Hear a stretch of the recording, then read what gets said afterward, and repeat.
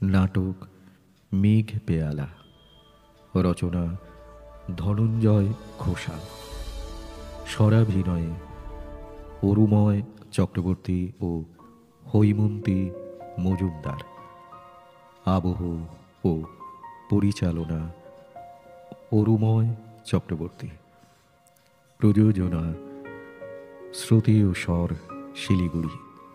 নাটক মেঘ পেয়ালা। আমার এই কফি শপটা মাত্র 1 বছরের ভাবনা। আমায় দীপ যখন প্রত্যাখ্যান করলো, আমি একা হয়ে গেলাম। তখন নিঃসঙ্গতা কাটিয়ে ওঠার জন্য কিছু একটা করব ভেবেছিলাম। তৈরি হলো মেঘ পেয়ালা, আমার স্বপ্নের কফি ঘর। অবশ্য এখানে যে কেউ এসে বসতে পারে না। আশ্চর্য ব্যাপার, কেন যে কেউ আসতে পারে না? একমাত্র ব্রেকআপের পর নিঃসঙ্গ মানুষেরাই আসতে পারে নিজের সঙ্গে কথা বলার জন্যে। ও, একা 1 কাপ কফির সঙ্গে স্মৃতিকে অভ্যর্থনা জানানো। ভেবেছিলাম চলবে না, ব্রেকআপ, তারপর এইরকম একটা পাগলামোর কোনো মানে হয় না জেনেই এসেছিলাম। কিন্তু আশ্চর্য, এখন প্রত্যেক সন্ধেবেলায় একা মানুষের ভিড়, কত কত বিচ্ছিন্নতার আশ্রয় হয়ে উঠল আমার মেঘ পেয়ালা। আপনার কনসেপ্টটা অসাধারণ ম্যাডাম। পৃথিবীতে এই প্রথম প্রত্যাখ্যাত মানুষের জন্য নির্দিষ্ট হলো কোনো কফি শপ। নামটাও চমৎকার, মেঘ পেয়ালা। কে দিয়েছিল নামটা? আমার প্রাক্তন পুরুষ দীপমাল্য বন্দ্যোপাধ্যায়। ওর প্রথম কবিতার বই থেকে নেওয়া। ওকে ছেড়ে দিলেন, অথচ আমি ছাড়িনি, ও আমায় ছেড়েছে। যাই হোক, নামটা অন্য কিছু নিলেও তো হতে পারতো। পারতো, কিন্তু হওয়াইনি। এই যে দেখুন না, ওখানে একটা বোর্ড রেখে দিয়েছি আর একটা মার্কার পেন। খুব একা লাগলে, প্রিয়জনকে মিস করলে তার নাম বা কিছু কথা লিখে সই করে দিতে পারেন। অভিনব, দুর্দান্ত আইডিয়া। স্মৃতিকে এত সুন্দর করে রাখা যায় তা আপনার এখানে না এলে বোঝা যেত না।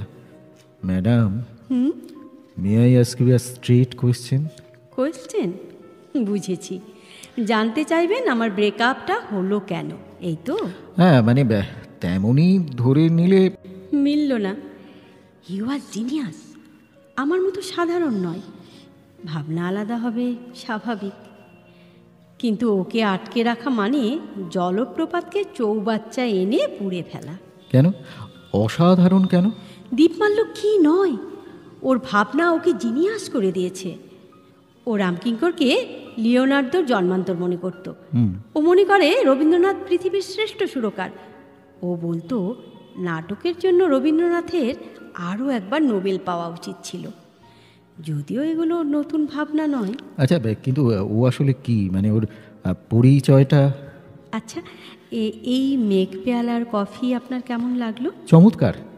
আর কফির সাম্রাজ্যে আপনার এই অভিনব প্রিপারেশন, গ্রেপ সত্যি অভিনব, খুব ইনোভেটিভ। যাই হোক, দীপমাল্য একজন প্রকাশক। অথচ বললেন ওর কবিতার বই থেকে মেঘ পেয়ালা নামটা নেওয়া। হ্যাঁ, কবিতা লিখলে ওর সময়ের অন্যতম কবি হতো, সন্দেহ নেই, কিন্তু প্রকাশক হয়ে গেল। এখন ওর প্রতিষ্ঠান বিরাট। আমরা স্বপ্ন দেখতাম ওর বইয়ের দোকানের এক কোণে একটা কফির আয়োজন থাকবে, সেটা সামলাবো আমি, আর ও দেখবে ওর বইয়ের বিপণন। তাহলে এখন দুজন দু প্রান্তে, দুটি স্বপ্ন, অথচ আলাদা আলাদা। মানে ওর দোকানে বই থাকলো আর কফি ঘরটা বানালেন আপনি। হ্যাঁ, তা আপনি কে? কেনই বা আপনার ব্রেকআপ হলো? অবিশ্বাস, সন্দেহ আর অমূলক দোষারোপ।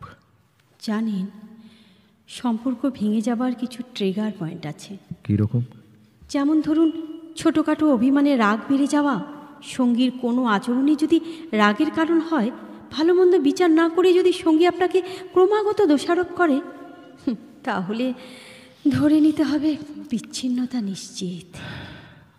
আমাদেরও তাই হয়েছিল, ক্রমাগত ভুল নিয়ে চাপাচাপি।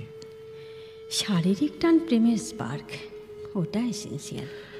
সেটাও আর মন থেকে তেমন জেগে উঠল না।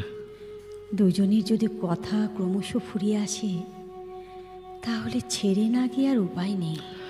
এবং ইগো, ইগো থেকে সন্দেহ তৈরি হয়, সন্দেহর থেকে ব্রেকআপ। জানেন, একেবারে ঝোঁকের মাথায় এই কফি শপটা বানিয়ে ফেললাম। হ্যাঁ, আমি অবশ্য আপনার এই ব্রেকআপ জনিত বিষয়টা জানতাম না, কিন্তু একটা ম্যাগাজিনে বিচ্ছিন্ন মানুষের কফি ও স্বপ্ন রচনাটা পড়ে ছুটে এলাম এখানে বিষয়টা বুঝতে। ম্যাডাম, আপনি খুব অসাধারণ। ধন্যবাদ।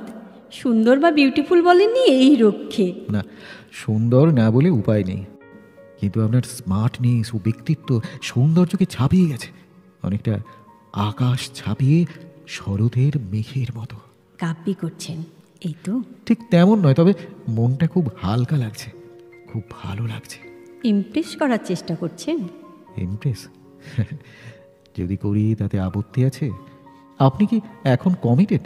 ব্রেকআপের পর নতুন কোনো? না, একা। ও, ব্রেকআপ হবার পর ভেবে দেখলাম ব্রেকআপ মানে মুক্তি। একটা যেমন দুঃখ আছে, পাশাপাশি একটা মুক্তি। একলা আমি দিয়ে পৃথিবীটাকে ভরাট করে দেওয়া। ম্যাডাম, আপনি কোথায় সাধারণ, কি ভালো বললেন, মুক্তি। সত্যি তো, একটা নিজের মতো। আপনি আপনার গার্লফ্রেন্ডকে মিস করেন? মনে হয় না যে কারণগুলোর জন্য বিচ্ছিন্নতা এলো সেগুলো ঠিকঠাক এখন সাজিয়ে নিয়ে? মিস করি, করতেই হয়, কিন্তু আমি জানি পৃথিবীর সব কিছু দিয়েও আর ফেরা যায় না, যাবে না। উঠুন, এগিয়ে যান, মার্কার কলমটা দিয়ে ওই হোয়াইট বোর্ডে নামটা লিখুন। আর এখন যদি সে এসে দাঁড়ায় তবে কি বলবেন সেটাও লিখুন। আমি বলবো, কি জানি কি বলবো। তবে মেয়েটি ফরওয়ার্ড, কোথাও ভনিতা নেই, স্ট্রেট, মুখের ওপর নিজের মত প্রকাশ করতে দ্বিধাবোধ করেনি। পাশাপাশি অবশ্য তার অধিকার বোধ ছেয়ে গেল, তাই ওকে হারালাম। জানেন, হ্যাঁ? আমি জীবনটা নতুন করে সাজাচ্ছি। ও, শুধু যে কফি শপ বানিয়েছি এমন নয়, এখানে নো হর্ন জোন করতে পেরেছি। আচ্ছা। খেয়াল করেছেন নিশ্চয়ই, নিস্তব্ধতা বজায় রাখবার জন্য এখানে অকারণে হর্ন বাজানো যাবে না। আর এখানে ওই বাইরেটায় সামনে একটা ছোট্ট নার্সারি খুলব। বাহ, উপহারের জন্য গাছ রাখা হবে।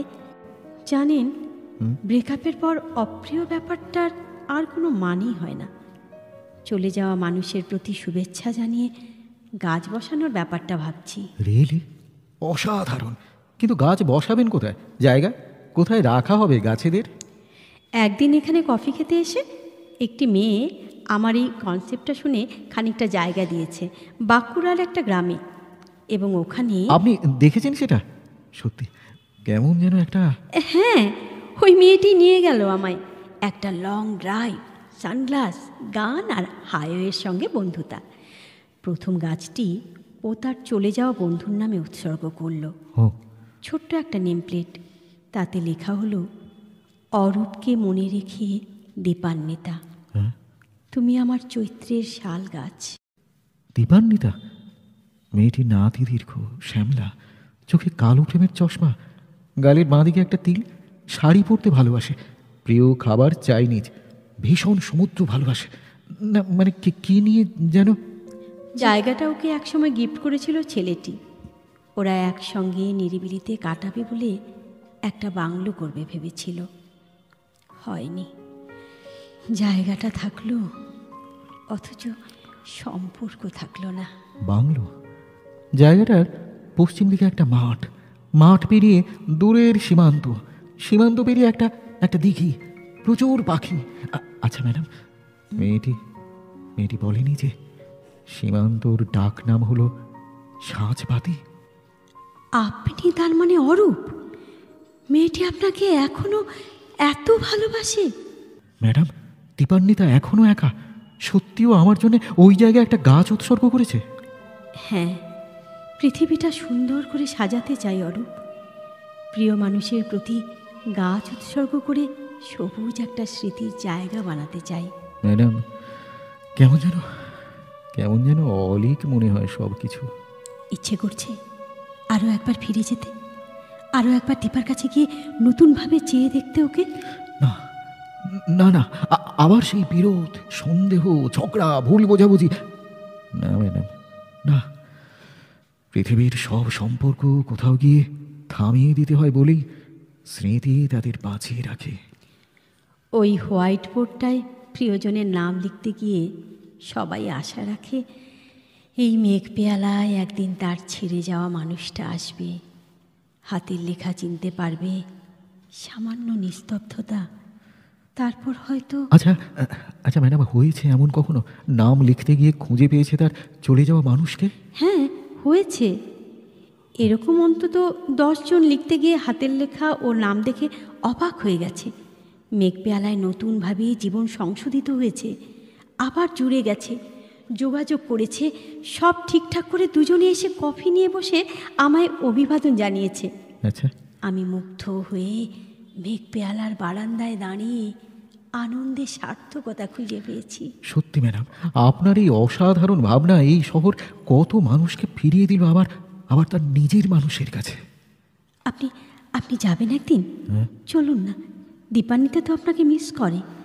আপনার মেঘ পেয়ালা সেই মিসিং লিঙ্ক বলুন। হ্যাঁ, তাও বলতে পারেন। আচ্ছা, আপনি সেই জায়গায় গাছের ব্যাপারে দিব্যালোকে কিছু উৎসর্গ করেননি? কোনো গাছ, প্রিয় লাইন, না বলা কথা? না, মনে হয় কত কিছু বলা বাকি থেকে গেল। শুনুন, আর এখানে একটা ডাক বাক্স আছে, কিছু মনে হলে লিখে রেখে যাবারও বন্দোবস্ত রয়েছে। এইসব চিঠি এই সময়ের শূন্যতার গম্বুজ। উঠি ম্যাডাম, অনেক কথা হলো, ভালো লাগলো। কি বলি যে ধন্যবাদ জানাই আপনাকে। দীপান্বিতাকে বলবো যে আপনার সঙ্গে দেখা হয়েছিল? না, অবশ্য জানেন ম্যাডাম, আমার খুব সেই গাছটার সামনে দাঁড়াতে ইচ্ছে করে। জানেন, প্রত্যেক কবির নিজস্ব একটা গাছ থাকে। যেমন যেমন ধরুন শক্তি চট্টোপাধ্যায়ের শাল গাছ, রবীন্দ্রনাথের তাল গাছ, জীবনানন্দের হিজল। দীপান্বিতার সেই আমাকে উৎসর্গ করা গাছটার সামনে দাঁড়াতে ইচ্ছে করছে খুব। চলুন না, আমরা কিছুদিন বাদে তো কয়েকজন যাচ্ছি প্রিয় মানুষকে সবুজ করে দেব বলে। তার আগে আপনাকে একটা জিনিস দিতে চাই। জিনিস? আমাকে কেন? এটা ধরুন, এটা একটা বই ধরুন, কবিতার বই। কবিতা? খুলুন, হ্যাঁ নিন, দেখুন বইটি দীপমাল্যর উৎসর্গে লেখা। উজ্জয়িনী তোমাকে মেঘ মনে করে। হ্যাঁ, দেবের প্রকাশনাটা আমি কিনে নিয়ে ওকে বাঁচিয়ে দিয়েছি বলতে পারেন। দেউলিয়া হয়ে গিয়েছিল স্বপ্নের বইগুলো ছাপাতে গিয়ে, সব ছেড়ে দিয়ে আবার কবিতার কাছে ফিরে গেছে। আমাকে অনুরোধ করেছিল আপনাকে উৎসর্গীকৃত বইটি কোনো এক দুপুরে গিয়ে দিয়ে আসার। তাই আপনি? অথচ এতক্ষণ বলেননি, চেপেছিলেন আপনি। তাহলে আমরা বন্ধু, প্রকাশনাটা আমি কিনেছি ওর ধার দেনা শোধ করে বন্ধুকে বাঁচিয়ে দেব বলে। দীপমাল্য এখন আমায় প্লিজ নিয়ে চলুন। অরূপ, আপনি তো দীপমাল্যর সন্ধান জানেন, যাবেন না? থাক থাক। উজ্জয়িনী, ব্রেকআপ বলে আসলে কিছু হয় না, কিন্তু ব্রেকআপ না থাকলেও বোঝা যায় না যে কে কাকে কতখানি ভালোবেসেছিলাম। পারবেন না উজ্জয়িনী দীপকে আরো একবার কাছে ডেকে নিতে, সব বিরোধ মিটিয়ে? আপনিও তো দীপান্বিতার কাছে। পারি, হয়তো পারতাম, কিন্তু আমি বিবাহিত এখন ম্যাডাম, তার হয় না। অরূপ, আমিও যে বিষাদ কাটানোর জন্য আরও একটা সম্পর্কে জড়িয়ে পড়েছি। একটু অপেক্ষা করতে পারলেন না? সামান্য অপেক্ষা, একটা ক্ষমা, একটু আগলে রাখা, একটু সহ্য, একটু সহিষ্ণুতা, সামান্য ধৈর্য। অপেক্ষা করলে আমি পাগল হয়ে যেতাম, তাই যাকে পেয়েছি তাকেই। অরূপ, আমি পারিনি, পালিয়ে বাঁচতে চেয়েছি। আপনি এখন কমিটেড টু অনিক মল্লিক, একজন স্কলার, তাই তো? হ্যাঁ। এটা কি করে জানলেন? কি করে জানলাম? আপনি হয়তো এটা জানেন না যে ওর থিসিসটা মাত্র সামান্য কিছু টাকায় লিখে দিয়েছিল দীপমাল্য। কি বলছেন, কি বলছেন অরূপ? হ্যাঁ, দেউলিয়ায় নিঃস্ব হয়ে নিজের প্রতিভা বিক্রি করেছে দীপমাল্য। খবর রাখেন উজ্জয়িনী, কি না হয় বই পাড়ায়। দীপমাল্যর প্রকাশনায় নিজের বই প্রকাশ করতে গিয়ে আলাপ হয়েছিল ওদের। আপনার সঙ্গে অনেকের সম্প্রতি যোগাযোগের খবর দীপমাল্য অনেকের কাছেই পায়। অরূপ, এটাও সম্ভব? ওর থিসিস নিয়ে? ম্যাডাম, আমার সঙ্গে দীপমাল্যর কটা মাস আগে ট্রেনে আলাপ। আমি বাঁকুড়ার ওই স্বপ্নের জায়গাটা দূর থেকে শুধু দেখতে গিয়েছিলাম। ফেরার পথে ছেলেটাকে দেখিয়ে পরিচয় করে ভালোবেসে ফেলেছি। ও আমার বন্ধু। ও ফিরছিল বইমেলা থেকে বিধ্বস্ত এক স্বপ্ন নিয়ে। প্লিজ আপনি। আপনাকে উৎসর্গ করা কবিতার বইটার সূত্রেই সব জানতে পেরেছি। সত্যকে আমরা অসহ্য মনে করে দূরে সরিয়ে দিই, যেমন দীপকে সরিয়ে দিয়েছেন আপনি। অথচ আলাপের প্রথমে আপনি বলেছিলেন ও আপনাকে ছেড়ে গিয়েছিল। হ্যাঁ, মাঝে মাঝে মিথ্যেকেও আমরা সত্য মনে করে সহ্য করতে অভ্যস্ত হয়ে উঠি। আর একটা ব্রেকআপ ম্যাডাম। অনেককে ছেড়ে বেরিয়ে আসতে পারবেন না ম্যাডাম?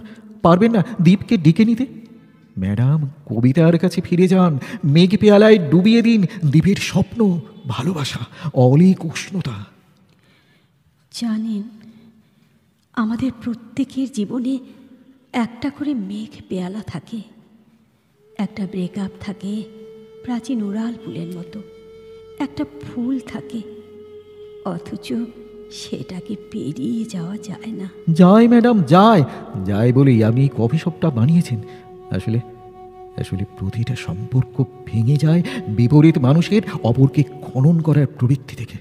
এই ছেলেটাকে সম্পূর্ণ না বুঝে আপনি কষ্ট দিয়েছেন। প্লিজ অরূপ, আর আমাকে বলবেন না। হ্যাঁ হ্যাঁ, আমি কষ্ট দিয়েছি, কিন্তু নিজেও তো কম কষ্ট পাইনি।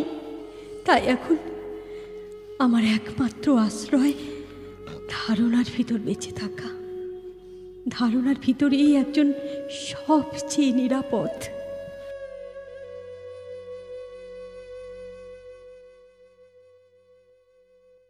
না, উজ্জয়িনী ফেরেনি। আমিও দীপান্বিতার কাছে ফিরে যাইনি। এই শহর, কফি শপ, ডাকবাক্স, টানা রিক্সা সব মিলিয়ে স্মৃতির এপিটাপ। আমাদের স্বপ্নভঙ্গ প্রেমের স্মৃতি। আবার সম্পর্ক থেকে বেরিয়ে এসে আমি একা হলাম। অনেক চলে গেল, আমিও ফিরে দেখিনি। মেঘ পেয়ালার এই নির্জন দুপুরে আমার ব্রেকআপের দুঃখ ভাসিয়ে দিচ্ছি। তবে তবে যদি দীপমাল্য কোনোদিন এখানে কফি খেতে আসে, আমি হয়তো ফিরে যাব। ও যে আমায় হুজান বলে ডাকত। আমি ভালোবেসে বলতাম, তুমি আমার আজান।